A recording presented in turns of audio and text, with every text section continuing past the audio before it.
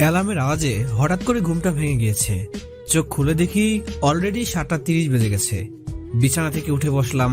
পাশে থাকা আম্মুর ছবিটা হাতে নিয়ে বুকের মাঝে জড়িয়ে ধরতেই চোখ দিয়ে বৃষ্টি নামতে শুরু করলো। তারপর আম্মুর ছবিতে একটা চুমু খেয়ে ছবিটা টেবিলে রেখে ওয়াশরুমে ফ্রেশ হতে চলে গেলাম। খুব তাড়াতাড়ি করে ফ্রেশ হয়ে নিলাম, কারণ আজ একটা ইন্টারভিউ রয়েছে। এই নিয়ে 3টা ইন্টারভিউ দিয়েছি। আল্লাহর রহমতে সবগুলো ইন্টারভিউ দিয়ে উত্তীর্ণ হয়েছি, কিন্তু কপাল খারাপ হলে যা হয় আর কি। তাই একটা চাকরিও হয়নি, আর আমার পক্ষে ঘুষ দেওয়া সম্ভব ছিল না, তাই চাকরি পাইনি। দেখা যাক আজকেরটাতে কি হয়। দেরি না করে রেডি হয়ে নিলাম। বাসা থেকে বের হতে যাব, ঠিক তখনই কলিং বেল বেজে উঠলো। দরজা খুলে দেখি বাড়িওয়ালার মেয়ে ফিজা নাস্তা হাতে নিয়ে দাঁড়িয়ে আছে। আমি চুপ করে ওর দিকে তাকিয়ে আছি। ফিজা আমাকে বলে, ভিতরে আসতে বলবেন না? ও সরি, আসুন। আম্মু আপনার জন্য নাস্তা পাঠিয়েছে। কিন্তু আমি তো এখন বের হব, আমার অনেক তাড়া আছে। তাহলে নাস্তা করবেন না? অন্য একদিন করব, প্লিজ কিছু মনে করবেন না। হাতে খুব সময় কম, তাই তাড়াতাড়ি করে যেতে হবে। এই কথা বলে বাসা থেকে বের হয়ে চলে আসলাম। রাস্তায় এসে একটা রিক্সা নিলাম। রিক্সা নিয়ে অফিসের সামনে চলে গেলাম। রিক্সাওয়ালাকে ভাড়া দিয়ে অফিসের ভিতরে ঢুকলাম। অফিসের ভিতরে আমার মতো অনেকেই বসে রয়েছে ইন্টারভিউ দেওয়ার জন্য। আমি গিয়ে এক কোণে বসে পড়লাম। কিছুক্ষণ পর একে একে সবাই ইন্টারভিউ দিতে লাগলো। অনেকক্ষণ বসে থাকার পর আমার ডাক আসলো। আমি গিয়ে ইন্টারভিউ দিলাম। আল্লাহর রহমতে খুব ভালো হয়েছে ইন্টারভিউ শেষ করে বাইরে এসে বসলাম। আমার পাশে দুজন লোক বলা বলি করছিল। আরে ইন্টারভিউ ভালো দিলে কি হবে, আর খারাপ দিলে কি হবে? ঘুষ ছাড়া কি চাকরি হবে? হবে না। আখের ফলাফল শূন্য। ঠিক বলেছেন ভাই, আমাদের কপালে চাকরি নেই, কারণ আমরা ঘুষ দিতে পারবো না। ভাই, বর্তমানে ট্যালেন্টের কোনো মূল্য নেই, সব টাকার কাছে বিক্রি হয়ে যায়। ভাই, জীবনটা বেদনার। তাদের দুজনের কথা শুনে এই অফিসের এক বয়স্ক পিয়ন বললেন, শোনো তোমরা আমার কথা।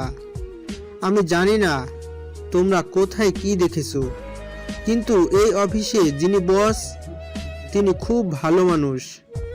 তিনি প্রতিভাকে গুরুত্ব দেন, টাকাকে নয়। ওনার কথাগুলো শুনে একটু ভরসা পেলাম। কিছুটা হলেও মনের ভিতর ভালো লাগা কাজ করছে। কিছুক্ষণ পরে ফলাফল ঘোষণা করা হয়েছে। আমি সহ আরো অনেকজন সিলেক্ট হয়েছি। আমার মনের ভিতর কি যে আনন্দ লাগছে তা আপনাদের বলে বোঝাতে পারবো না। কাল থেকে জয়েন করতে হবে। তার আগে যিনি অফিসের বস, তিনি আমাদের কিছু কথা বলবেন। তাই আমাদের সবাইকে ওনার রুমে নিয়ে যাওয়া হলো। কিন্তু রুমে ঢুকতেই আমি যেন আকাশ থেকে পড়লাম।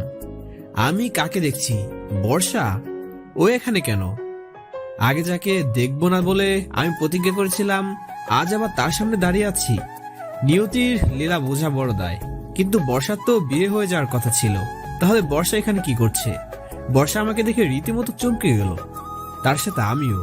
বর্ষা আমাকে অবাক হয়ে তাকিয়ে আছে আমার দিকে। তারপর বর্ষা আমাকে বলল, অপূর্ব, তুই এখানে? সবাই বর্ষার এমন কাণ্ড দেখে অবাক হয়ে গেল। বর্ষা হুট করে মনে পড়ল ও সবার সামনে কথা বলছে। এরপর সে নিজেকে কন্ট্রোল করে বসের মতো সবাইকে কিছুটা কড়া উপদেশ দিতে লাগলো। আর আমি শুধু বর্ষার মুখের দিকে একদৃষ্টিতে তাকিয়ে আছি। কি সুন্দর মায়াবী চাহনি তার! বিধাতা মনে হয় তার সব সৌন্দর্য এই মেয়েটির মাঝে দিয়ে রেখেছে। চোখ ফেরানোই দেয়। সেই আগের মতো কথা বলার স্টাইল, পার্সোনালিটি মিলিয়ে সেই এক অনন্য বর্ষা, এক আলাদা মায়া ভরা তার চেহারা। ইচ্ছে করে তার এই মায়াবী চেহারার দিকে যুগ যুগান্তর ধরে চেয়ে থাকি। তার এমন চাহিনি কখনোই ভোলার নয়। সত্যি বর্ষা, তুমি অনন্য। হয়তো এ কারণে এক সময় তার প্রেমে পড়েছিলাম আমি, কিন্তু আজ সবকিছুই অতীত। ভাগ্যের বিবর্তনে আজ বর্ষা আমার অফিসের বস। আজ আমি ওর সামান্য একজন কর্মচারী। জীবনটা বড়ই অদ্ভুত। বর্ষা তার উপদেশ শেষ করে সবাইকে লিভ দিতে বলল। বর্ষার দিকে শেষবারের মতো তাকিয়ে আমি সবার সাথে যখন চলে আসব, তখনই বর্ষা আমাকে বলল, অপূর্ব সাহেব, আপনি একটু থামুন। আমি মাথা নাড়িয়ে হ্যাঁ সূচক উত্তর দিলাম। সবাই চলে যাওয়ার পর বর্ষা তার চেয়ার থেকে উঠে দৌড়ে আসলো আমার সামনে। এসে একটা মুচকি হাসি দিল। কত বছর পর আজকে আবার তার মিষ্টি হাসি দেখতে পেলাম। তারপর বর্ষা অভিমানের সুরে একটানা অনেকগুলো প্রশ্ন করতে শুরু করলো। অপূর্ব, তুই এখানে? কেমন আছিস তুই? এত বছর কোথায় ছিলি? ইস, চেহারার কি হাল করেছিস! চোখের নিচে কালো দাগ পড়ে গেছে। নিজের যত্ন করিস না, তাই না? তোর কি এই 3 বছরে আমাদের কথা একটিবারও মনে পড়েনি? তুই এতটা স্বার্থপর কিভাবে হয়েছিস? তুই জানিস তুই নিরুদ্দেশ হওয়ার পর নানু কত কান্নাকাটি করেছে? তোকে আব্বু, চাচু, জেঠুরা কত খুঁজেছে, কিন্তু তোকে কোথাও পাওয়া যায়নি। ফুফু চলে যাওয়ার পর তুই এমন একটা কাজ করবি কে জানতো বল? কিরে কিছু বলিস না কেন? বর্ষা কথাগুলো বলতে হাঁপিয়ে গেছে। আমি কিছুক্ষণ চুপ থেকে বর্ষাকে বললাম, আপনি কেমন আছেন? তুই আমাকে আপনি করে বলছিস কেন? সবসময় তো তাই বলতাম, জানেন না? জানি, কিন্তু একটা সময় তুই করে বলতি। হঠাৎ করে একদিন তুই থেকে আপনি করে ডাকা শুরু করলি। জিজ্ঞেস করেছিলাম কেন আপনি করে ডাকতেছিস, কিন্তু উত্তর দিলি না। কিছু প্রশ্নের উত্তর না জানাই ভালো। কেন? ম্যাম, আমি এখন আসি, বাই। কথাটা বলে চলে আসতে যাব ঠিক তখনই বর্ষা আমার হাতটা ধরে ফেললো আর বলতে লাগলো, তুই বারবার আমাকে ম্যাম ডাকছিস কেন? অফিসের বসকে ম্যাম কিংবা স্যার বলতে হয়, এটাই তো নিয়ম। তোর আর আমার সম্পর্কটা কি শুধুই বস এবং কর্মচারীর? ওর মুখে এই কথা শুনে বেশ অবাক হলাম। কেন জানি মনে হলো বর্ষা আমার খুব আপন হওয়ার চেষ্টা করছে। তারপর আমি বর্ষাকে বললাম, এর বাইরে আমি তো কোনো রিলেশন দেখছি না ম্যাম। কেন, আমাদের বন্ধুত্বের সম্পর্কটা কি তোর কাছে শেষ হয়ে গেছে অপূর্ব? আমার কাছে আমার পৃথিবী ছিল একমাত্র আমার আম্মু। আম্মু যেদিন আমাকে ছেড়ে দুনিয়ার মায়া ত্যাগ করেছে, সেদিন আমি আমার পৃথিবী হারিয়েছি, যার পৃথিবী বলতে কিছুই নেই। তার আমার সব সম্পর্ক বন্ধুত্ব। আমরা না হয় তোর কেউ নই, কিন্তু দাদি, সেও কি তোর কাছে পর হয়ে গেছে? তা কেন হবে? কেমন আছে নানু? 3 বছরে তোর একবারও কি মনে পড়লো না তোর নানু কেমন আছে? আর এখন আমি বলেছি, আরে তুই দাদুর কথা জিজ্ঞেস করছিস? কই, এর আগে তো জিজ্ঞেস করলি না। পড়বে না কেন? সবসময় নানুকে মিস করেছি। হয়তো নানু তার একমাত্র মেয়েকে হারিয়ে কষ্ট পেয়েছে অনেক, কিন্তু তার পাশে তো আপনারা আছেন, মামা মামি আছে। হ্যাঁ, তা ঠিক হয়তো, কিন্তু তোর কি একটুও মায়া হয়নি দাদির প্রতি? দাদি কেমন আছে না আছে জানিস? এই 3 বছরে দাদু তোর জন্য কত কেঁদেছে, কিন্তু তুই তো পুরো নিরুদ্দেশ, কোনো খোঁজ নেই তোর। আমি আমার আম্মুকে হারিয়েছি, সেই পরিস্থিতিতে নিজেকে সামলাতে পারিনি, অন্যকে কিভাবে সামলাবো? কিন্তু ম্যাম, আমি অনেক ক্লান্ত, আজকে আমি আসি। কোথায় যাচ্ছিস? দাদির সাথে দেখা করবি না? অনেকদিন দেখা করব, আজকে আসি। কথাটা বলে চলে আসার সময় ওর দিকে একবার ফিরে তাকালাম। তানহা মলিন দৃষ্টিতে আমার দিকে চেয়েছিল, ও যেন কিছু বলতে চায়। ওর মায়াবী চেহারার দিকে তাকিয়ে মায়ের পর আবশ্যক, কি অপরূপ চাহনি, এতটা নিবিড় মায়াবী একটা মেয়ে। কোনো মতে আমি নিজেকে সামলে ওর রুম থেকে চলে আসলাম। বের হয়ে দেখি সবাই আমার দিকে হা করে তাকিয়ে আছে। সাব্বির নামে একজন আমাকে প্রশ্ন করে বসলো, কি ভাই, পুরনো রিলেশন নাকি? আরেকজন বলে উঠলো, ভাই, এতক্ষণ ম্যাম আপনাকে কি বললো? আসতে না আসতে প্রমোশন হয়ে গেছে মনে হয়। কথাগুলো শুনে একটা বিরক্তিকর লুক নিয়ে ওদের দিকে তাকাতেই ওরা সবাই চুপ হয়ে যায়। তারপর ওদের পাশ কাটিয়ে আমি অফিস থেকে বের হয়ে আসলাম। আজ সারাদিন অফিসে চলে গিয়েছে। একটা রিক্সা নিয়ে সোজা বাসায় চলে আসলাম। ততক্ষণে রাত প্রায় 8টা বেজে গিয়েছে। রুমে ঢুকে ফ্রেশ হয়ে বিছানায় একটু বসলাম। চোখের সামনে বারবার তানার চেহারা ভেসে উঠছে। আমার বলার ভাষা নেই, কিভাবে তার সৌন্দর্যের বর্ণনা দিব। আম্মুকে বড্ড মিস করছি আজ। মনে পড়তে টেবিল থেকে ডায়েরিটা নিয়ে আম্মুকে উদ্দেশ্য করে লিখতে শুরু করলাম। আম্মু, কেমন আছো তুমি? আমাকে কি তোমার মনে পড়ে না আম্মু? আম্মু, বড্ড বেশি ভালোবাসি তোমায়। তোমার অপূর্বকে ছেড়ে তুমি কিভাবে আছো আম্মু? আমি তো তোমাকে ছাড়া একটুও ভালো নেই। প্রতিটা দিন তোমার কথা মনে পড়ে তোমার ভালোবাসার স্মৃতিগুলো। জানো আম্মু, আমি না প্রায় সময় রাতে খাবার না খেয়ে ঘুমিয়ে পড়ি, কিন্তু তোমার মতো কেউ বকা দিয়ে আমায় খাইয়ে দেয় না। আর জানো আম্মু, আমি আমার ঘরটা আগের মতো অগোছালো করে রাখি, কেউ তোমার মতো বকা দিয়ে আমার ঘরটা আর গুছিয়ে দেয় না। আম্মু, তার সাথে অগোছালো হয়ে গিয়েছে আমার জীবন। সকাল হলে আমার কপালে একটা চুমু দিয়ে কেউ আর বলে না, অপূর্ব উঠ বাবা, সকাল 10টা বেজে গিয়েছে তো, আর কত ঘুমাবি। কেউ সকালে নাস্তাটা জোর করে খাইয়ে দেয় না। আমার পছন্দের খাবারগুলো আর কেউ রান্না করে দেয় না। আম্মু, এখন আর আমার জন্মদিনে কেউ পায়েস বানিয়ে দেয় না। তোমার মতো করে কেউ আর যত্ন নেয় না। আম্মু, বড্ড মিস করি তোমাকে। আমার জীবনে সবচেয়ে বড় শূন্যতা তৈরি করেছে তুমি। কোথায় চলে গেলাম আম্মু? তুমি এতটা স্বার্থপর কিভাবে হতে পারলে আম্মু? জানো আম্মু, আমি না প্রতিটা রাতে কান্না করি তোমার জন্য। বালিশটা ভিজে যায় আমার চোখের পানিতে। কেন এমন করলে আম্মু? কি ভুল ছিল আমার, যার জন্য আমাকে ছেড়ে চলে গেলে? তুমি একটিবারও ভাবলে না তোমার ছাড়া আমি কিভাবে থাকবো, কিভাবে বাঁচবো? কে করবে আমার দেখাশোনা? তুমি তো চলে গেলে আর আমায় ভাসিয়ে দিয়ে গেলে কষ্টের সাগরে। তুমি প্রায় সবসময় বলতে, আম্মু আমি যখন থাকবো না তখন তুই বুঝবি পৃথিবীটা কত কঠিন। সত্যি আম্মু, আজ বুঝতে পারছি তুমি ছাড়া পৃথিবীটা খুবই কঠিন। জানো আম্মু, আজ দীর্ঘ 3 বছর পর বর্ষাকে দেখলাম। বর্ষা আজ মাল্টিন্যাশনাল কোম্পানির ম্যানেজার, আমার অফিসের বস। আম্মু, তোমাকে কখনো বলিনি যে আমি বর্ষাকে ভালোবাসি, কারণ ও আমাকে ভালোবাসতো না। কিন্তু আজ যখন ও আমাকে দেখলো, খুব অস্থিরভাবে আমার খোঁজ নিচ্ছিল, যেন আমার জন্য একটা আলাদা অনুভূতি দেখতে পেলাম তার মধ্যে। আমি কোনোদিন ওকে বলতে পারলাম না আমার অনুভূতির কথাটুকু, হয়তো না বলাই থেকে যাবে সারা জীবন। আমার না আর বাঁচতে ইচ্ছে হয় না আম্মু, মাঝে মাঝে নিজেকে শেষ করে দিতে মন চায়, কিন্তু পারি না। তুমি দোয়া করো আম্মু, খুব দ্রুত যেন আমার মৃত্যু হয়। আমার আর বাঁচতে ইচ্ছে করছে না। এই জীবনে খুব একা লাগে নিজেকে। যেখানে থাকো ভালো থেকো আম্মু, এটি তোমার আদরের সন্তান। হাত দিয়ে চোখের পানি মুছে ফেললাম। ডায়েরিটা বন্ধ করে টেবিলে রাখতেই কলিং বেল বেজে উঠলো। ঘড়ির দিকে তাকিয়ে দেখি রাত 11:30 বাজে। এত রাতে আবার কে এলো? এসব ভাবতে ভাবতে দরজা খুলতে গেলাম। দরজা খুলতেই ঠাস করে একটা চর বসিয়ে দিল। তাকিয়ে দেখি আমার নানু সামনে দাঁড়িয়ে আছে, চোখ দিয়ে অনর্গল পানি ঝরছে, কাঁদছে, আর একটা রাগী লোক নিয়ে আমার দিকে তাকিয়ে আছে। আমি তো নানুকে দেখে পুরোই অবাক।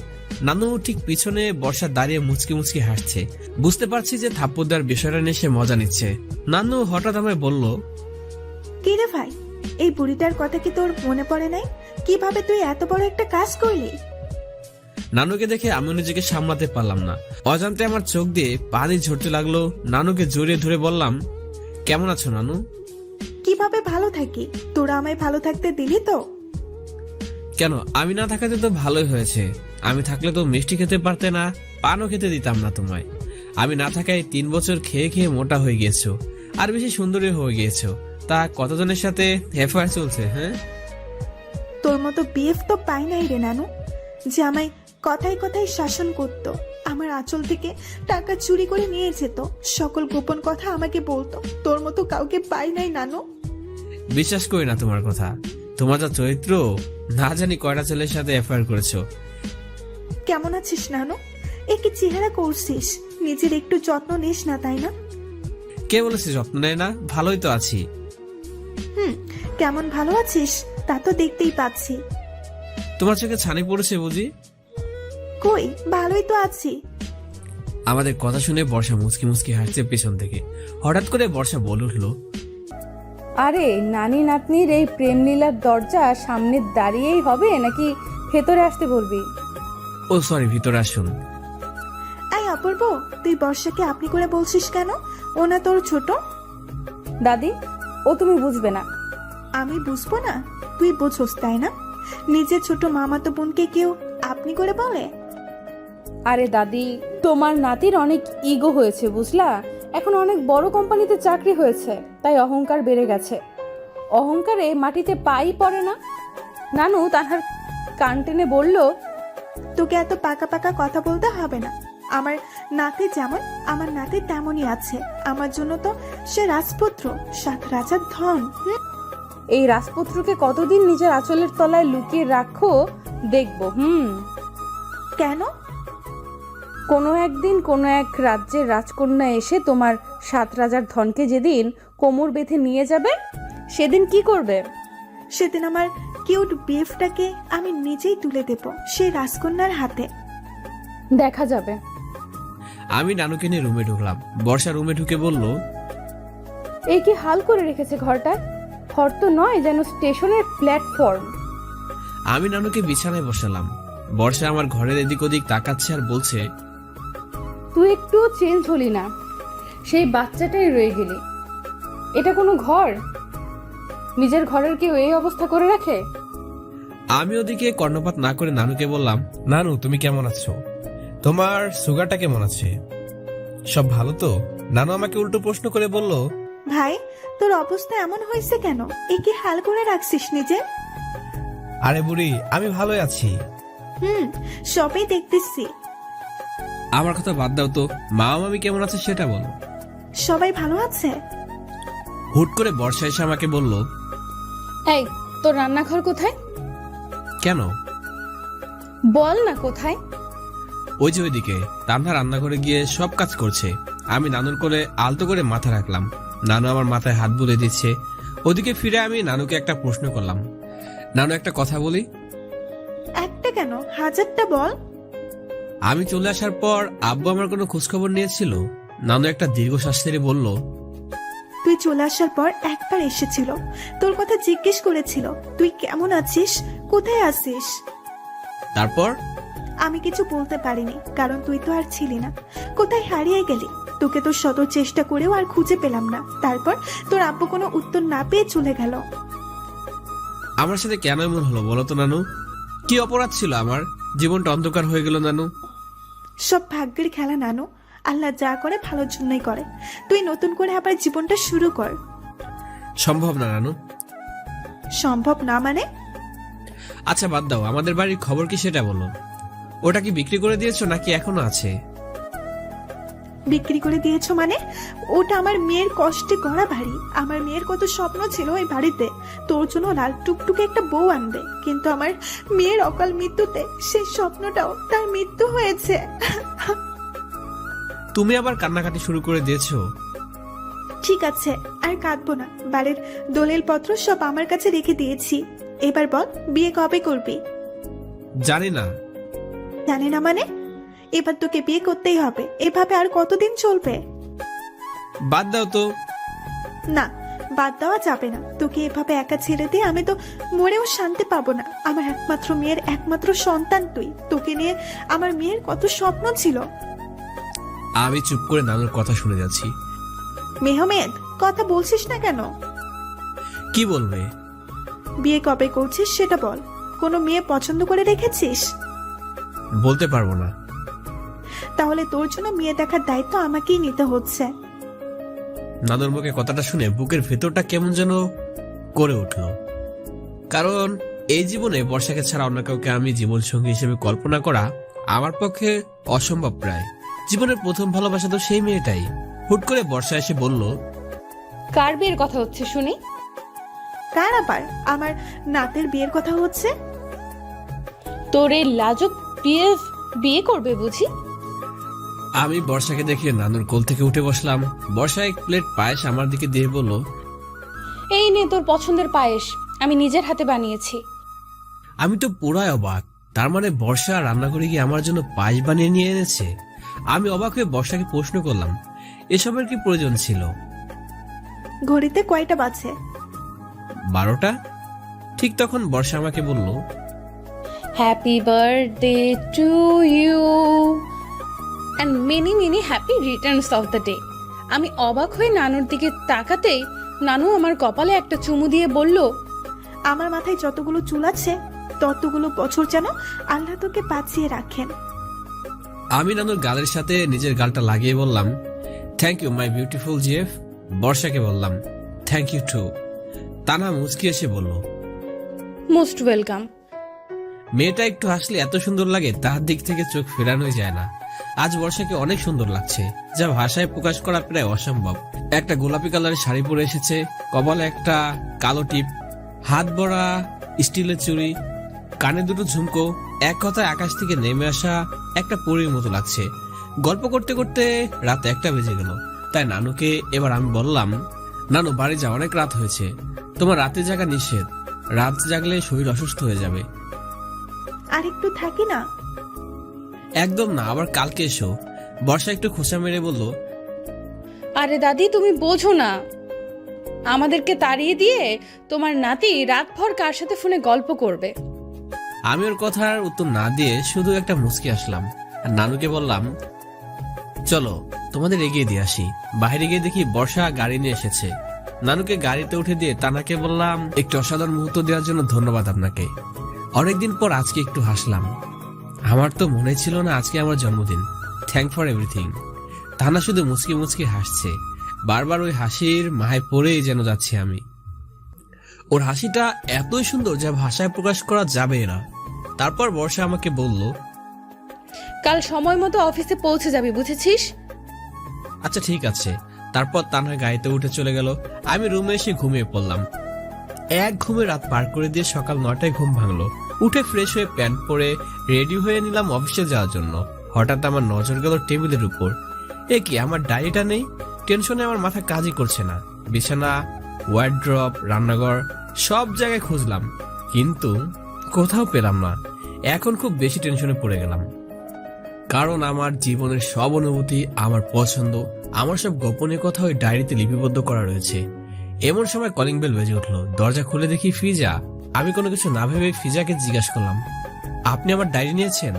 ফিজা আমার কথায় পুরো অবাক। ফিজা খুব রাগী লোক নিয়ে আমার দিকে তাকালো, মনে হয় খেয়ে ফেলবে। তারপর রাগী কণ্ঠে আমাকে বলল, কি কি সব যাতা বলছেন আপনি? আপনার কি মনে হয় কারো ব্যক্তিগত ডায়েরি নিয়ে আমি কি করব? আর আপনার এত বড় সাহস কি করে হয় এই বিষয়ে আমাকে প্রশ্ন করার? আমি কি এতটাই চিপ যে কারো ব্যক্তিগত জিনিসে না বলে হাত দিব? না, আসলে কালকে আমি দরজা খুলে ঘুমিয়ে গিয়েছিলাম, তাই ভেবেছিলাম। কি ভেবেছিলেন আপনি? না, আসলে আপনি ছাড়া তো আমার ঘরে কেউ আসে না, তাই। দেখুন, আপনি কিন্তু এবার আপনার লিমিট ক্রস করছেন। আই এম সরি, আমি দুঃখিত। আচ্ছা ঠিক আছে, আর বাই দ্য ওয়ে, আপনি কালকে দরজা খুলে ঘুমিয়েছিলেন কেন? এমনি মনে ছিল না। কালকে বর্ষার নানুকে এগিয়ে দিয়ে আসার পর সে যে শুয়েছিলাম দরজা আটকাতে, আর মনেই ছিল না। এই ফাঁকে হয়তো কেউ আমার ডায়েরিটা নিয়ে গিয়েছে। তারপর ফিজা আমাকে বলল, এই নিন কি এটা? আমার জন্মদিনের ইনভিটেশন কার্ড। আজকে আপনারও জন্মদিন। মানে আজকের কয়টা জন্মদিনের দাওয়াত দেয়া আছে আপনার? না, নেই। তাহলে? এমনি জিজ্ঞেস করেছিলাম। আর হ্যাঁ, সকালে নাস্তা করেছেন? আপনার তো আবার সকালে নাস্তা করার অভ্যাস নাই। সেদিন এসেছিলাম নাস্তা নিয়ে, আপনি সেই যে তাড়াহুড়ো করে বেরিয়ে গেলেন, পরে নাস্তা খাওয়াই হলো না। আসলে সকালে ক্ষুধা লাগে না আমার। আজব তো, সকালে আবার কার ক্ষুধা না লাগে? নাকি সকালে রোজা রাখেন আপনি? আমি মাথা নিচু করে চুপ করে আছি, কোনো কথা বলছি না। ফিজা আমাকে বলল, আচ্ছা, রাতে খেয়েছিলেন? হুম। কি খেয়েছেন রাতে? পায়েস। পায়েস? পায়েস কোথায় পেলেন? নাকি আপনি বানিয়েছেন? না না, একজন রিলেটিভ দিয়ে গিয়েছে। আমার জানা মতে তো আপনার এখানে কোনো রিলেটিভ নাই।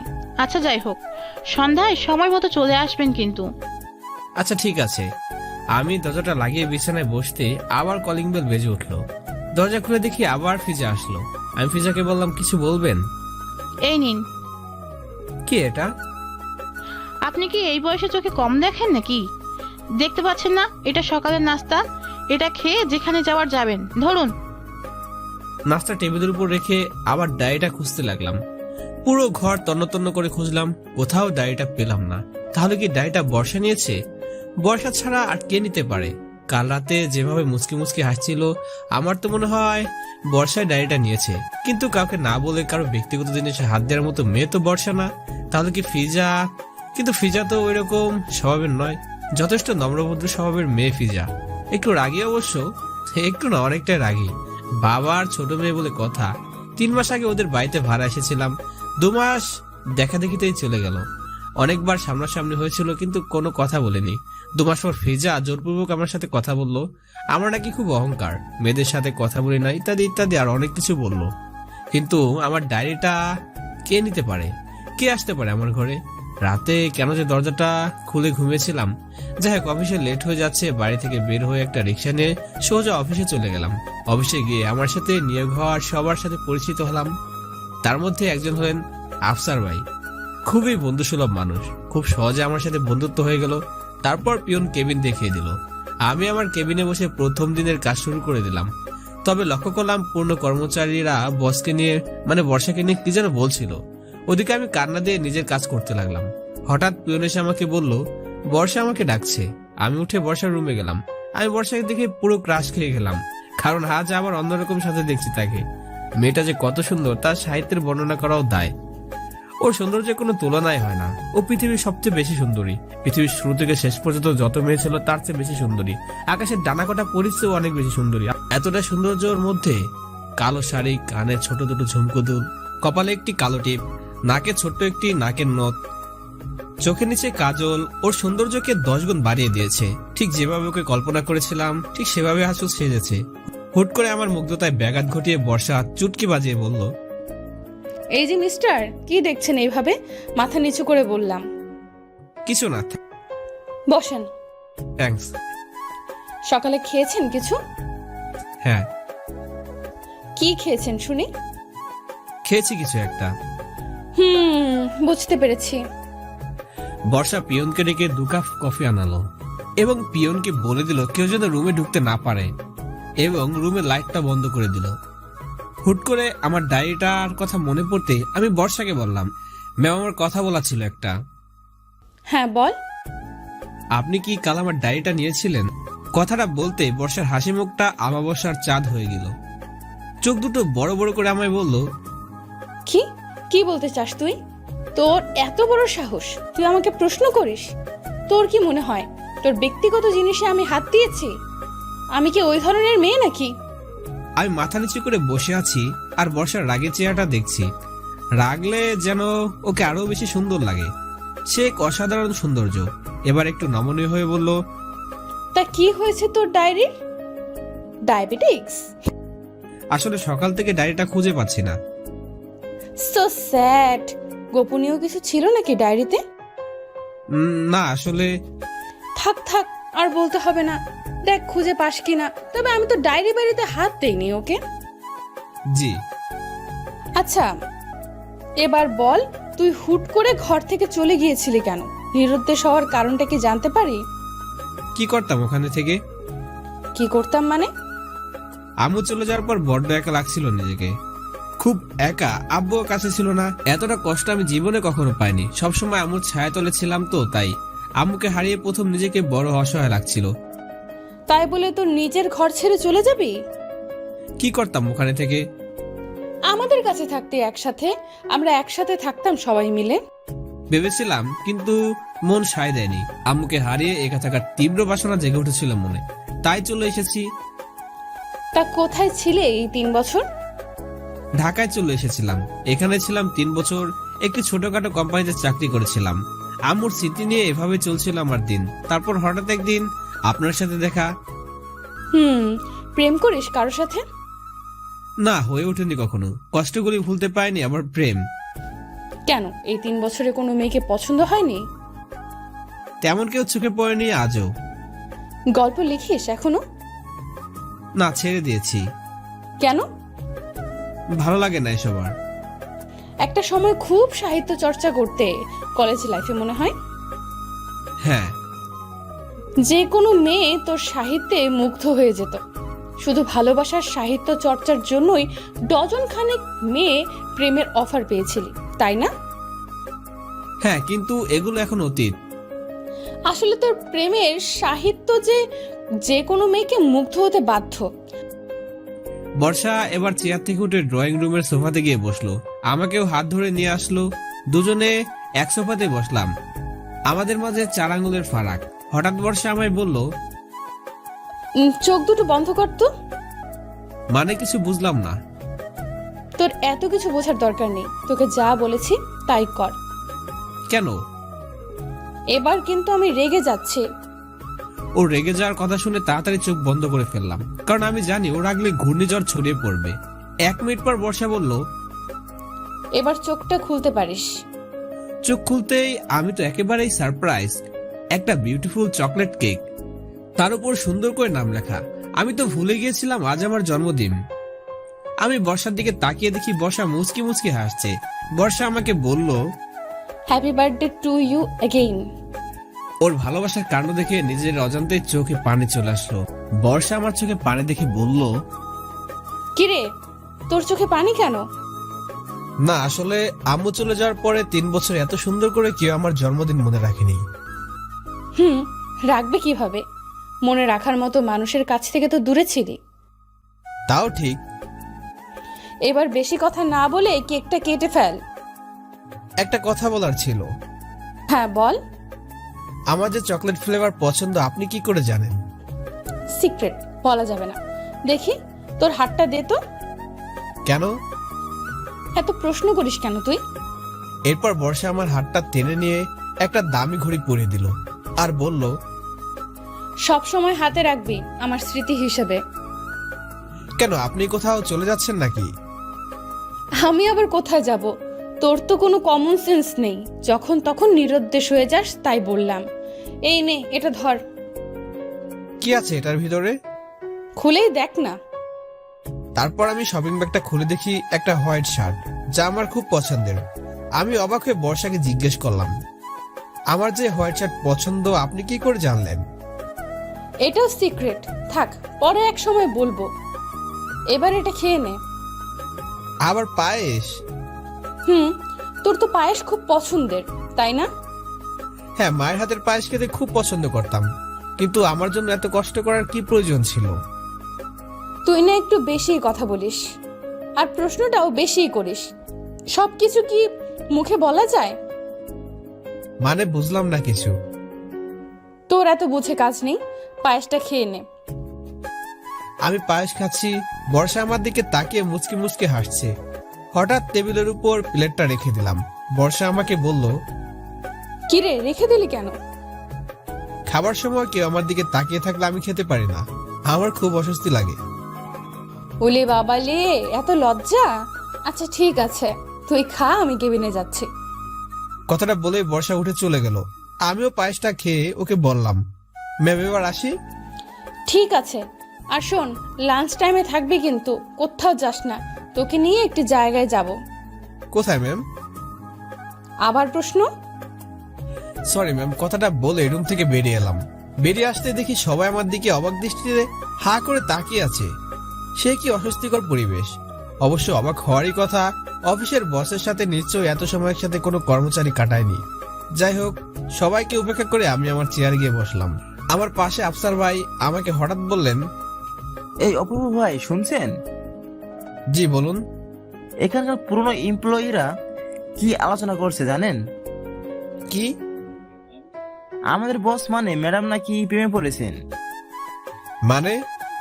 ম্যাডাম অফিসে জয়েন করেছেন প্রায় 6 মাস হয়ে গেল, কিন্তু এই 6 মাসে নাকি এই প্রথম ম্যাডাম শাড়ি পরে এসেছে, এবং এ নিয়ে সবাই বলা বলি করছে যে ম্যাডাম নাকি প্রেমে পড়েছেন।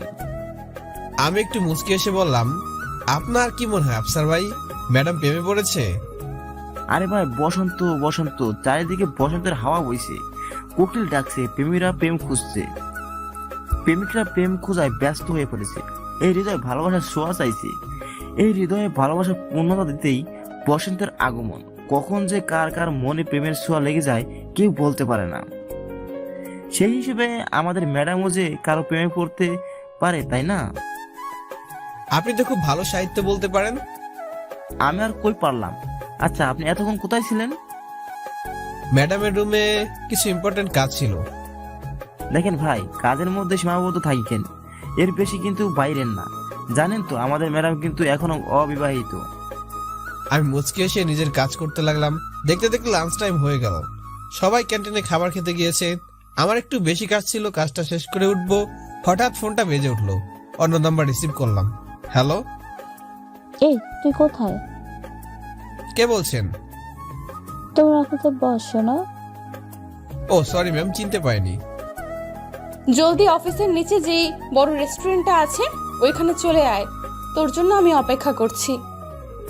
জি, আমি এখনই আসছি, এই বলে কল কেটে দিলাম এবং রেস্টুরেন্টে গিয়ে দেখলাম বর্ষা আমার জন্য দাঁড়িয়ে আছে। বর্ষা আমাকে দেখে বলল, এই তুই কোথায় ছিলি এতক্ষণ? একটু কাজ ছিল। ওরে বাবারে, একদিনেই কাজ নিয়ে এত ব্যস্ত হয়ে গেছেন? না আসলে থাক থাক, এবার আয়, আর বলা লাগবে না। আমিও বর্ষা আলাদা একটা কেবিনে ঢুকলাম। দুজন সামনাসামনি বসলাম। আমি বর্ষাকে বললাম, ম্যাম আমাকে কেন ডেকেছেন এখানে? আসলে আমার বয়ফ্রেন্ডের সাথে দেখা করাতে তোকে এখানে নিয়ে এসেছি। ওর মুখের কথা শুনে আমি যেন আকাশ থেকে পড়লাম। বর্ষার বয়ফ্রেন্ডও আছে? নিমিষে মনের ভেতরটা কালো মেঘ হয়ে গেল। বুকের বাম পাশটা যেন খুব ব্যথা অনুভব হচ্ছে। হঠাৎ বর্ষা আমাকে বলে উঠলো, ন্যাকা বাবু, তুমি কিচ্ছু বোঝো না তাই না? রেস্টুরেন্টে মানুষ আসে কেন? খাওয়ার জন্য। আজ তোর বার্থডে না, আজ তোর জন্মদিন না, তাই আমার তরফ থেকে একটা ছোট্ট ট্রিট তোর জন্য। ওর কথাগুলো শুনে আমার মন থেকে যেন মেঘগুলো কেটে গেল।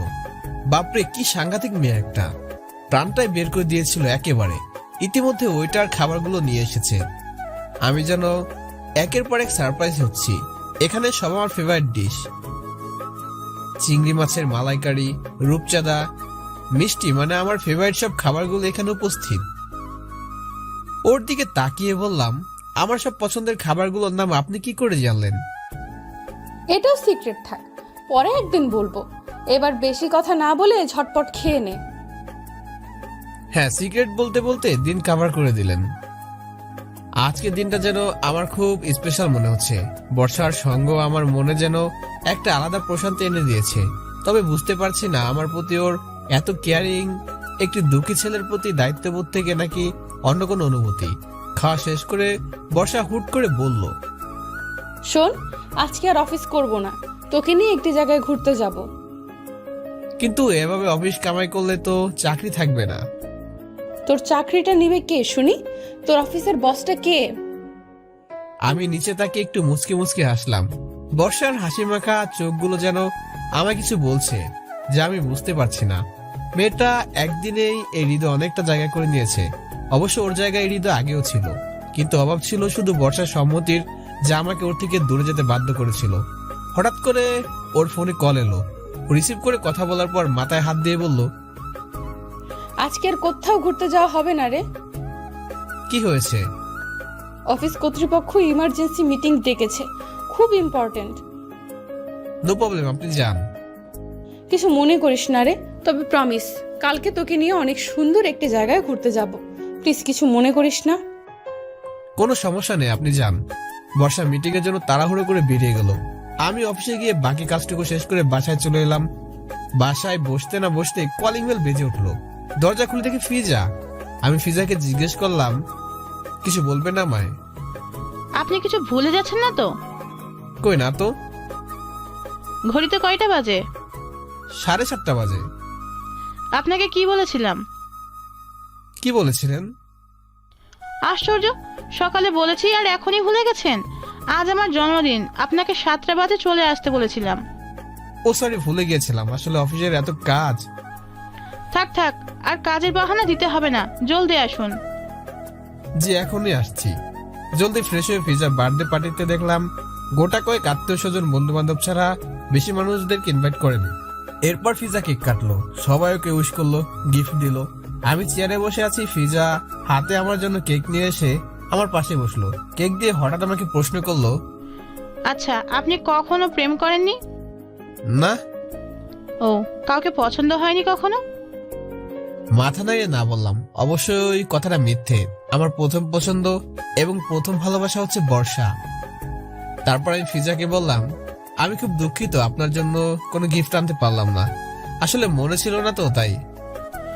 আরে না, কোনো সমস্যা নেই। আচ্ছা, আপনার কাউকে কখনো ভালো লাগেনি? আবার সেই অস্বস্তিকর প্রশ্ন। মাথা নেড়ে না বললাম। আসলে আজকে অফিসে না খুব ধকল গিয়েছে, তাই খুব টায়ার্ড ছিলাম।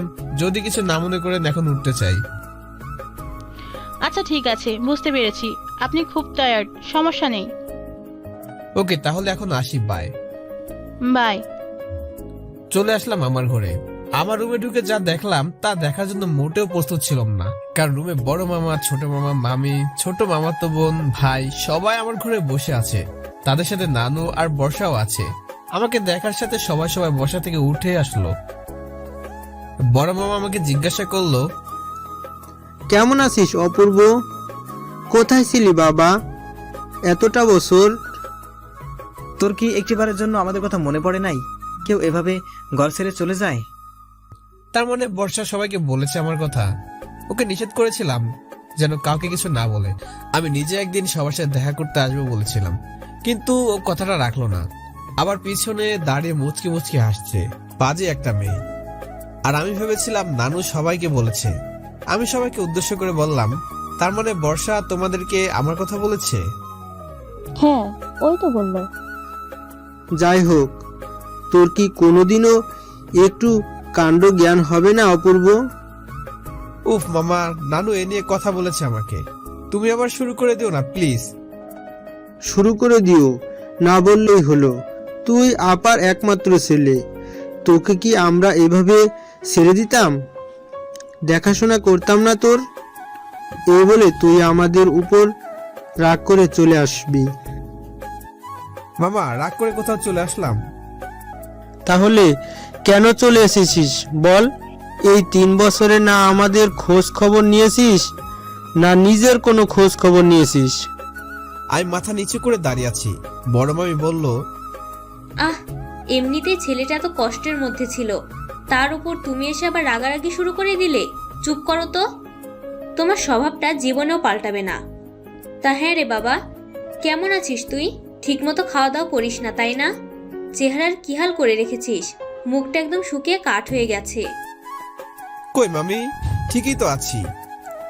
হ্যাঁ, শরীরে যা অবস্থা তাতে তো আমার মনে হয় না যে তুই নিজের যত্নটা ঠিকমতো নিয়েছিস। আমার কথা ছাড়ো তো, তুমি কেমন আছো মামি? বড় মামি হচ্ছে আমার খুব পছন্দের একজন মানুষ। আম্মুর পরে তিনি একজন যে সবসময় আমার খেয়াল রাখতেন, আমার খোঁজ খবর নিতেন। ভালো আছি বাবা, খুব ভালো আছি। এই সন্ন্যাসীর মতো জীবনযাপন থেকে উঠে এবার একটা বিয়ে দিয়ে দাও, দেখবে এমনিতেই সোজা হয়ে যাবে। তুমি কেমন আছো মামি? তুমি তো দেখছি আগের মতো সুন্দরী আছো, এখনো দেখে মনে হয় না যে তুমি বিবাহিত। আমার কথা ছাড়ো তো, তোমার কিন্তু এখনো বিয়ের বয়স আছে। আমার কান টেনে ছোট মামি বলল, ওরে পাজি ছেলে, আমি সম্পর্কে তোর মামি হই না, তুই আমার বিয়ের কথা কিভাবে বলতে পারলি? ছোট মামির সাথে আমি সবসময় মজা করতাম, আর এবারে নেই প্রতিবার ছোট মামি আমার কান টানে দিত। আম্মু তো প্রায় সময় বলতো যে আমার কান নাকি ছোট মামির টানেই বড় হয়েছে। আরে আরে কি করছো, লাগছে তো। দেখ মামা, যদি তোর ছোট মামির বিয়েটা ধরে দিতে পারিস তাহলে হয়তো আমার জীবনে একটু শান্তি আসতে পারে। কি বলে তুমি? আমি তোমার জীবনে অশান্তি করে রেখেছি? এটা আবার কখন বললাম? কি আর করতে পারবে, সব সময়ের মতো ঘ্যান ঘ্যান মশা মাছিও এত ঘ্যান ঘ্যান করে না। কি বলে তুমি? সবাই ছোট মামা আর ছোট মামির কথা শুনে হাসছে। ছোট ভাই বোনগুলো আমাকে দেখে জড়িয়ে ধরলো, ওদের একটু আদর করলাম। আমার ছোট মামার এক ছেলে, এক মেয়ে হিমু আর হাসিব, আর বড় মামার 2 মেয়ে, এক ছেলে বর্ষা, নিশি আর নিহাল। বর্ষা সবার বড়। পুরো ফ্যামিলির সবাই মিলে কয়েক ঘন্টা গল্প করলাম একসাথে, ছোট ভাই বোনগুলোর সাথে সময় কাটালাম। নানু, ছোট মামি আর বড় মামি সবার জন্য রান্না করায় ব্যস্ত। বর্ষাকে দেখলাম বেলকনিতে দাঁড়িয়ে আমার দিকে তাকিয়ে আছে এক দৃষ্টিতে। ওর ভাবে তাকিয়ে থাকা আমাকে যেন বারবার ওর মায়ে ফেলছে। যতবার মেয়েটাকে দেখছি ওর প্রেমে পড়ছি ততবার, কিন্তু মুখ ফুটে কখনো বলতে পারিনি ভালোবাসি তোমায় বর্ষা, বড় বেশি ভালোবাসি। রান্না শেষ হলে সবাই খাবার টেবিলে একসাথে বসলাম।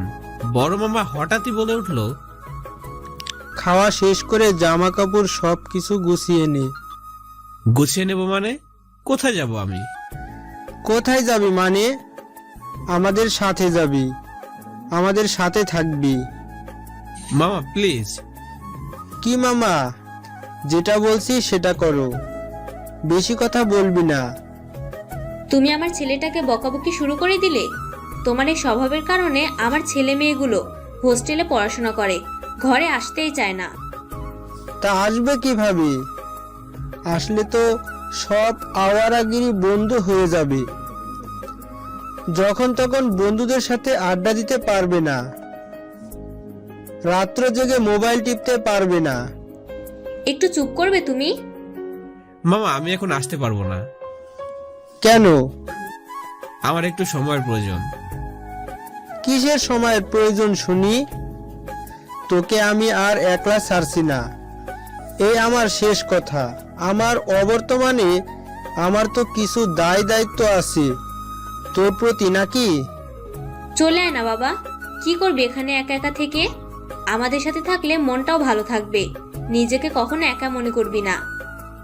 ভাবি তো ঠিকই বলেছে অপূর্ব, কি দরকার এখানে একা একা থাকার, চলো না আমাদের সাথে। আমার তো শেষ ইচ্ছে তোকে বিয়ে দিয়ে তোর ঘরে একটা বউ এনে তোকে সুখী দেখে তারপর আমি মরতে চাই। আমি আর কিচ্ছু চাই না। আমার একটু সময়ের প্রয়োজন। তোর কিসের সময়ের প্রয়োজন বলতো? এই 3 বছরে কি তোর একটু সময় ফুরায়নি? আহ বাবা, অপূর্ব যখন একটু সময় চাইছে নিজেকে সামলে নেওয়ার, তখন ওকে একটু সময় দাও না। হুট করে তো আমাদের সাথে গিয়ে মানিয়ে নিতে পারবে না। যাক, এতক্ষণে ম্যাডামের মুখ থেকে কিছু বের হলো। আচ্ছা ঠিক আছে, তোর যত সময় প্রয়োজন তুই নিয়ে, কিন্তু একটা কথা বলে রাখি, যেদিন আমি তোকে বলবো এই বাড়ি ছাড়তে, তোকে ছাড়তে হবে, আর এক মুহূর্ত এই বাড়িতে থাকতে পারবি না, ঠিক আছে? মাথা নাড়িয়ে বললাম হ্যাঁ। বড় মামা বরাবর একটু রাগী স্বভাবের মানুষ, তবে পরিবারের প্রতি তার দায়িত্বটা যেন আকাশ ছোঁয়া। সবার প্রতি খুবই যত্নশীল তিনি, খুব কেয়ারিং। ছোটবেলা থেকে মামা আমাকে খুব আদর করতেন, কিন্তু ওনার এই রাগী স্বভাবের কারণে ওনার সাথে বেশি একটা কথা বলতাম না আমি। ছোট মামার সাথে কথা বলতাম সবসময়, সব সিক্রেট কথাগুলো ছোট মামাকে বলতাম। উনি আমার মামা কম, বন্ধু বেশি। খুবই রসিক স্বভাবের একজন মানুষ। আমার নানু 5 সন্তানের মধ্যে আম্মু ছিল সবার বড়, আর আম্মুর একমাত্র সন্তান হিসেবে সবাই আমাকে একটু বেশি আদর করত। সবার খাওয়া শেষ, এবার সবাই চলে যাবে। বড় মামা যাওয়ার সময় ধমকে সুরে বলে গেল, আমার যেন আর বলতে না হয়, খুব জলদি বাড়ি ছেড়ে আমাদের কাছে চলে আসবি। বুঝতে পেরেছিস আমার কথা? মাথা নাড়িয়ে হ্যাঁ বললাম। বড় মামি কপালে একটা চুমু দিয়ে বলল, নিজের যত্ন নিস বাবা। আর বর্তমান যে পরিস্থিতি, বেশি রাত করে বাইরে থাকিস না, ঠিকমতো খাওয়া দাওয়া করিস। আচ্ছা ঠিক আছে, আপনিও নিজের যত্ন নেন মামি। এবার একটু জিএফটিএফ বানা, কদিন আর ব্যাচেলার থাকবি। তোর বয়সে আমার পেছনে যে কত মেয়ে ঘুরতো তার হিসাব রাখিই নেই। মামা তুমি আবার শুরু করে দিলে। আচ্ছা ঠিক আছে, ভালোভাবে থাকিস আর খুব জলদি এখান থেকে আমাদের কাছে চলে আসিস। আপনিও ভালো থাকবেন। আর হ্যাঁ, বিয়ের কথাটা যেন মাথায় থাকে। আরে নানু থাকবে তো। নানু আমার মাথায় একটা চুমু দিয়ে চলে গেল। ছোট ভাই বোনগুলোকে আদর করলাম, ওরা আমাকে বলল, অপূর্ব ভাইয়া, তুমি তাড়াতাড়ি চলে এসো। তোমার ছাড়া আমাদের একটুও ভালো লাগে না, তোমার গল্প খুব শুনতে ইচ্ছে করে। আচ্ছা ঠিক আছে, তোমরা কিন্তু বেশি দুষ্টুমি করবে না, ঠিক মতো পড়াশোনা করবে। আমি খুব জলদি চলে আসবো তোমাদের সামনে। সবশেষে বর্ষা একটা মুচকি আসতে আসতে আমার কাছে আসলো। বর্ষা আমার কাছে এসে চোখ রেখে বলল, শোন, কালকে কিন্তু অফিস যাবি না। অফিসে যাবা না মানে? তাহলে কোথায়? কালকে আমি ফোন করলে তুই নিচে চলে আসবি। তোকে বাড়ির সামনে থেকে পিক আপ করে নেব, তোকে নিয়ে একটি জায়গায় যাব। মাথা নাড়িয়ে হ্যাঁ বললাম। সে নজর করা মিষ্টি একটা হাসি দিয়ে চলে গেল। সবাই চলে গেল, আমি একটু প্রশান্তির ঘুম দিলাম। এক ঘুম দিয়ে রাত পার হয়ে গেল। ফোনের আওয়াজে হঠাৎ ঘুমটা ভেঙে গেল। রিসিভ করতেই বর্ষার কণ্ঠ। কিরে, তুই এখনো ঘুমাচ্ছিস? তাড়াতাড়ি উঠে ফ্রেশ হয়ে নে, 5 মিনিটের মধ্যে আমি তোর বাড়ির সামনে আসছি। বলেই ফোনটা কেটে দিল। ওর আসার কথা শুনে তাড়াতাড়ি ফ্রেশ হয়ে উঠে নিলাম। ঠিক 5 মিনিট পর ও বাড়ির সামনে আসলো, এসে একটা কল দিল। আমি নিচে চলে আসলাম। আমাকে গাড়িতে উঠে নিয়ে কোনো একটা অজানা জায়গায় নিয়ে যাচ্ছে। বর্ষাকে দেখে আমি আবার মুগ্ধ। আজকে আবার এক নতুন সাজে সেজে এসেছে। খুব মায়াবী লাগছে তাকে, সাথে হট লাগছে। এক অপরূপ সৌন্দর্য ওর ভিতরে, যা আপনাদের বলার ভারসাম্য আমার নেই। আমি যেন বারবার তার প্রেমে অসুস্থ হয়ে যাচ্ছি। পুরো গাড়িতে বর্ষা একটা কথাও বললো না, আমিও কোনো কথা বলিনি। আধা ঘন্টা পর খুব সুন্দর একটি জায়গায় গাড়িটা থামলো। চারিদিকে সবুজে ঘেরা, পাখির ডাক, অনেক বড় একটা পুকুর। বর্ষা আমাকে নিয়ে কিছুক্ষণ হাঁটার পর একটি পুকুরের সামনে ঘাসের উপর বসলো। চারিদিকে খুব নিস্তব্ধ, নিঃশ্বাস ফেললেও যেন আওয়াজ হয়। এক থমথমে পরিবেশ। ঝলমলে সকালের সূর্যের প্রতিফলন পুকুরের পানিতে পড়েছে।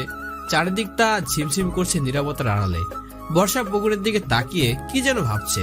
পুরো 5 মিনিট ধরে আমরা চুপ ছিলাম, কেউ কোনো কথা বলেনি।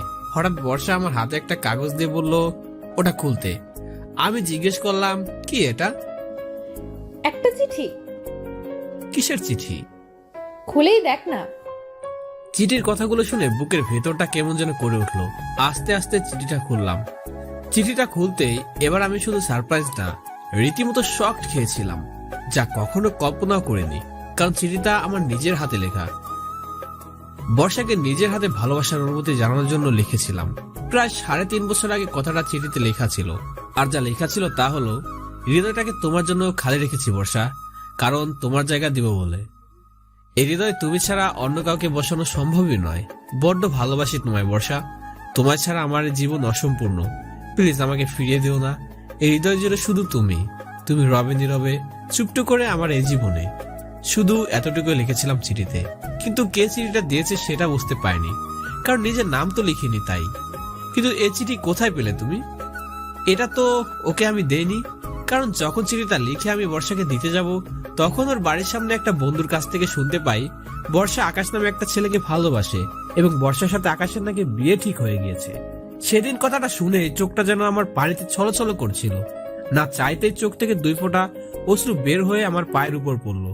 ওর বাড়ির সামনে চিঠিটা ছুঁড়ে ফেলে চলে এসেছিলাম। সেদিন খুব কেঁদেছিলাম। এসব মনে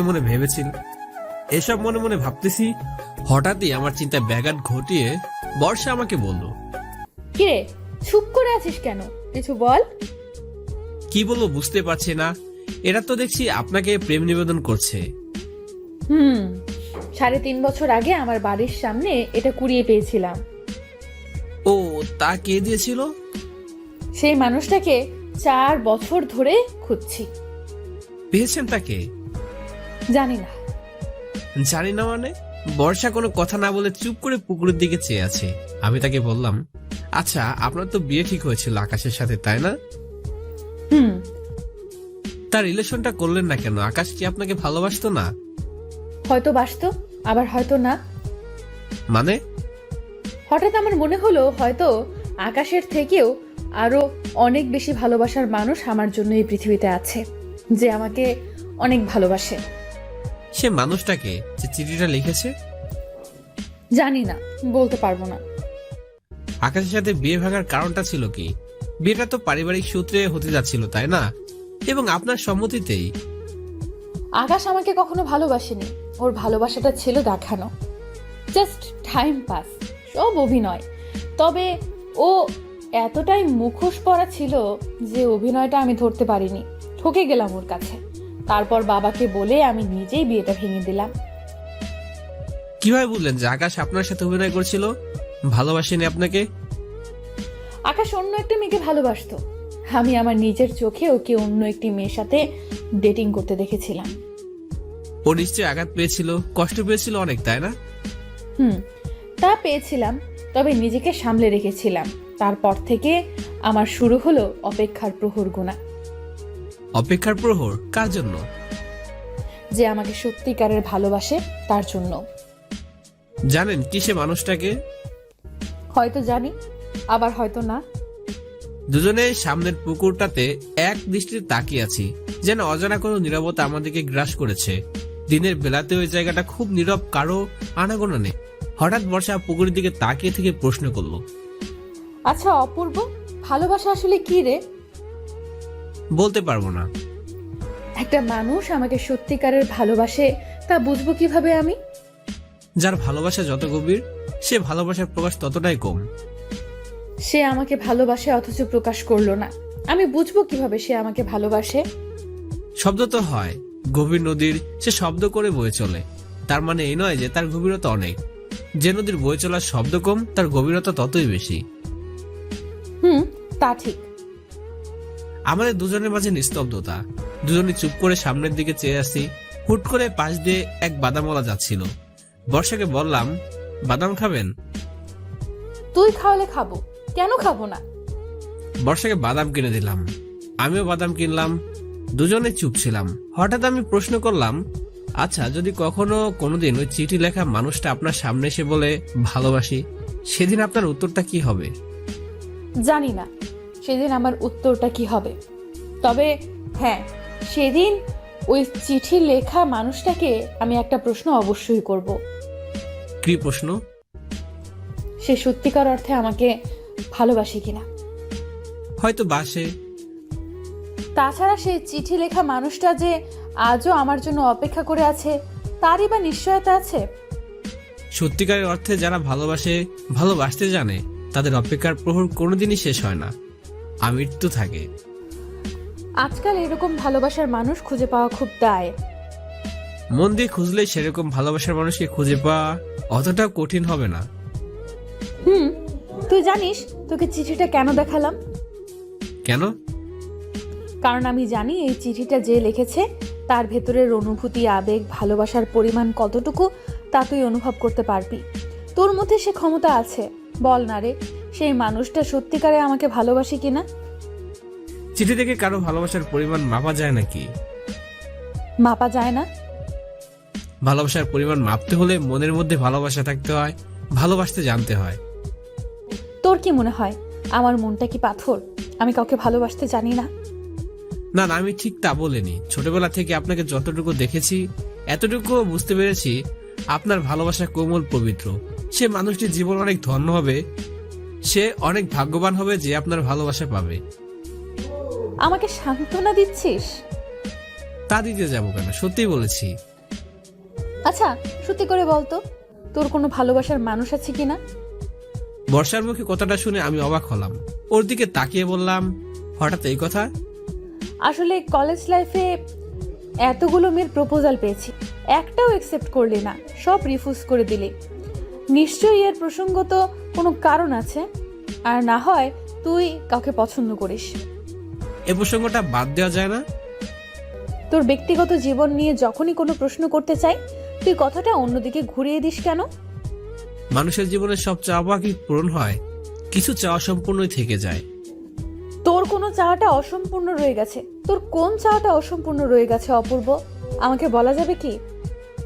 সময় আসুক, আপনাকে ঠিক বলবো একদিন। তার মানে সেই সময়টা তোর কোনো দিন আসবে না, কোন এক কথা মনে হলো? কারণ তুই তোর পার্সোনাল লাইফ নিয়ে খুব স্পর্শকাতর। কাউকে কখনো সহজে আন্দাজ করতে দিস না যে তোর জীবনে কি ঘটছে, কি ঘটতে চলেছে। আমি মাথা নিচু করে চুপ করে শুধু হাসছি। তারপর বর্ষা আবার আমাকে বলল, আচ্ছা দাদি তো খুব তড়িঘড়ি করে তোর বিয়ের জন্য মেয়ে দেখা শুরু করে দিয়েছে। দাদির পছন্দের মেয়েকে বিয়ে করবি নাকি নিজের পছন্দের? সেটা আমি জানি না, তবে এতটুকু জানি নানুর কাছে আমার পছন্দ অপছন্দের একটা দাম আছে। আমার কথা ছাড়ুন, যদি ওই চিঠি লেখা মানুষটি কোনোদিন না আসে তাহলে কি করবেন? জানি না, মামার পছন্দের ছেলেকে বিয়ে করবেন? তাও জানি না। কাজকে খুব ভালোবাসতেন তাই না? অনেক, কিন্তু এখনো আমার কাছে মৃত। বল। শোন একটা কথা বলি, তুই মানুষের মন পড়তে পারিস? কেন? শুনেছি যারা মানুষের মন পড়তে পারে তারা নাকি অন্যের জীবনের ভালোবাসা, অনুভূতি, কষ্টগুলো অনুভব করতে পারে। তুই তো খুব ভালো সাহিত্য পারিস। ভালোবাসার মানেটা তুই আমার থেকে ভালো জানিস। ভালোবাসা মানে কি একটু বল না রে। এক স্বর্গীয় অনুভূতি যা মানুষের হৃদয় প্রশান্তি এনে দেয়, অফুরন্ত সুখের সন্ধান এনে দেয়, সুন্দরভাবে বাঁচতে শেখায়, হৃদয়কে পবিত্র করে। ভালোবাসার মানুষটির জন্য সারাক্ষণ চিন্তিত থাকা, তার কষ্টে কষ্ট পাওয়া, তার হাসি দেখে পৃথিবীর সকল সুখ ভুলে যাওয়া, সুখ দুঃখে তার পাশে থাকা, তাকে অসম্ভবভাবে ভালোবাসা, এটা আমার কাছে ভালোবাসার মানে মনে হয়, আর কিছুই না। খুব ভালো বলতে পারিস তো। ওর কথা শুনে আমি একটু হাসলাম। এভাবেই প্রয়োজনীয় অপ্রয়োজনীয় কথার মধ্যে দিয়ে দুপুরটা গড়িয়ে গেল। সারাক্ষণ ওর সাথে ঘুরে বিকেল বেলায় বাড়ি ফিরলাম। অফিসে কিছু কাজ ছিল, তা শেষ করে ঘুমিয়ে পড়লাম। সকালে ঘুম থেকে উঠে ফ্রেশ হয়ে সোজা অফিসে চলে গেলাম। আজকে একটু তাড়াতাড়ি অফিসে চলে আসলাম। বর্ষা স্টিল অফিসে আসেনি। এসে চেয়ারে বসে অফিসের কাজ করতে শুরু করলাম। হঠাৎ আমার সহকর্মী মিস ফাইজা এসে আমাকে বলল, হ্যালো মিস্টার অপূর্ব। হ্যালো মিস ফাইজা, কেমন আছেন? অনেক ভালো, আপনি কেমন আছেন? জি আলহামদুলিল্লাহ ভালো। আজকে আপনাকে একটু অন্যরকম লাগছে মনে হয়। যেমন? এই যেমন মনে হয় কাউকে ইমপ্রেস করার চেষ্টা করছেন। হঠাৎ এই কথা? আজকে খুব হ্যান্ডসাম লাগছে আপনাকে, শার্টটা নাইস। কে গিফট করলো? মিস ফাইজা খুব একটা মিথ্যা বলেনি। আজকে বর্ষার গিফট করা ব্ল্যাক শার্টটা পরে এসেছি। হয়তো নিজের অজান্তে ওকে ইমপ্রেস করার চেষ্টা করেছি। তারপর আমি মিস ফাইজাকে বললাম, আরে না না, ওরকম কিছু না। সবই বুঝি মিস্টার, কার প্রেমে পড়েছেন? আমি মিস ফাইজার কথা হেসে উড়িয়ে দিলাম। অবশ্য প্রেমে তো আমি পড়েছি, একমাত্র বর্ষার প্রেমে। হঠাৎ বর্ষা অফিস রুমে এসে গেল। এসে দেখলো যে আমি মিস ফাইজা গল্পগুজব আর হাসি ঠাট্টায় ব্যস্ত। বর্ষা মনে হয় খুব ভালোভাবে নেয়নি ব্যাপারটা। এসে লঙ্কা কাণ্ড বাঁধিয়ে দিল। বর্ষা এসে মিস ফাইজার পেছনে দাঁড়ালো। মিস ফাইজা ঠিক দেখতে পাইনি বর্ষাকে। আমি চোখ খুলে ইশারা করিয়ে দিয়ে মিস ফাইজাকে পেছনে তাকাতে বর্ষাকে দেখে হঠাৎ ভয় পেয়ে গেল। ভয় পেয়ে কাঁপা কাঁপা গলায় বর্ষাকে বলল, ও madam, good morning. Good morning না ব্যাড মর্নিং সেটা তো আপনি বলবেন মিস ফাইজা। জি ম্যাম, কিছু বুঝতে পারলাম না। আপনার চেয়ারটা কোথায় শুনি? জি ম্যাম, ওইখানে। ওইখান থেকে এখানে এসে আপনি কি করছেন? জি ম্যাম, মিস্টার অপূর্বের সাথে একটু কথা বলছিলাম। মিস ফাইজা, মাস শেষে আপনাকে যে স্যালারি দেওয়া হবে সেটা মিস্টার অপূর্বর সাথে গল্পগুজব করার জন্য নয়। আর তাছাড়া এটা গল্পগুজব করার জায়গা নয়, এটা কাজ করার জায়গা। অফিসে ঢুকেই মিস্টার অপূর্বর সাথে কিসের এত কথা শুনি? না, আমি আসলে এমনি তেমন কোনো ইম্পর্ট্যান্ট কথা নয়। সো ইম্পর্টেন্ট কথা ছাড়া অযথা কথা বলা বাচালের স্বভাব। আই হোপ আপনি সেই স্বভাবের নন। সো নেক্সট টাইম যেন এরকম কিছু না দেখি। নতুন জয়েন করেছেন তাই এর চেয়ে বেশি কিছু বললাম না। যান নিজের চেয়ারে গিয়ে কাজ করুন।